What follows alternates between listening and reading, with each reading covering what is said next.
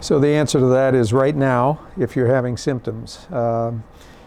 If you are having acute symptoms, we do want to encourage you to seek medical care. It seems as though many people are staying away from the doctor's offices or the hospital because they are fearful of being exposed. However, if you are having any acute symptom of any sort, whether it be related to your concern about a viral infection or whether you're having chest pain or headache or any other acute, unusual symptom, I would strongly encourage you to see your doctor and see them as soon as possible. We do make it safe for you to visit your physician. We may ask you to wear a mask. And if you are having acute respiratory symptoms, you will be required to wear a mask when you come in to see your physician. But we are seeing a drop in the number of patients who are presenting for heart attacks and strokes, and that does make us very concerned that some people are not coming to seek medical care when they should. So I would encourage you, if you're having acute symptoms, to be seen as soon as possible, and it is safe. If it is just for an elective reason, a checkup or something along those lines, you can certainly put that off, but any acute symptoms of concern should be evaluated as soon as possible.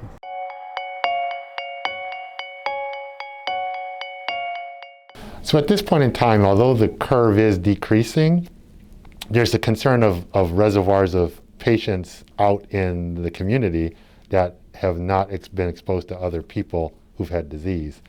There is a potential that people could get exposed to others as they're recovering because they did not get the disease themselves.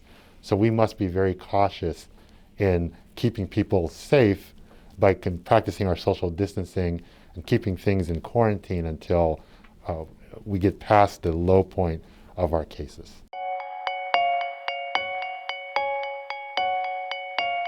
Here at Overlake, we've done just a really fantastic job of making sure that we're separated, and we are physically separated here at Overlake, which is cool.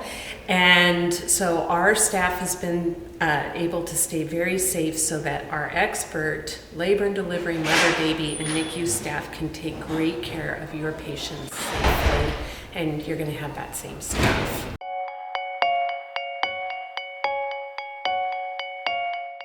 The statistics nationwide are skewed against someone who has gotten intubated, particularly in certain areas. However, I can say that at Overlake, our incidence of extubation and survival is far superior to that of the rest of the nation.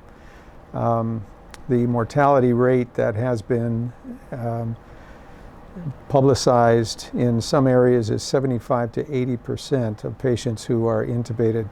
At Overlake, ours is around 30%. So we have a very good, highly skilled group in the critical care unit. We have engaged in best practices since the start of this, and we have a very good survival rate to show for it. So our statistics are better than the national average.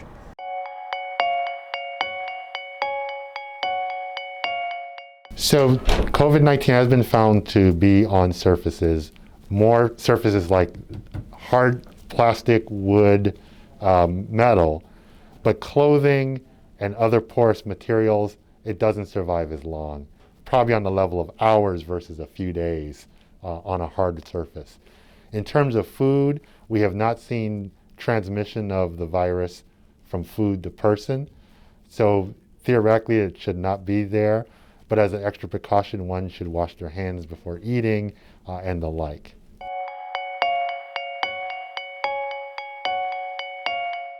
"25 to 30% of our patients actually spend zero time in as an inpatient because most of them are seen in the emergency department and discharged without being admitted.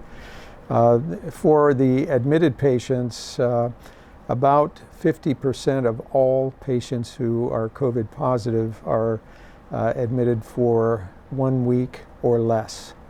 And if you go in 2-week increments, the numbers fall off fairly dramatically after that. So about 30% of the patients are discharged, about 50% are inpatient for about a week, and the rest of them are here for a variable length of time, but as you progress out from the 1-week period in increments, those numbers drop dramatically.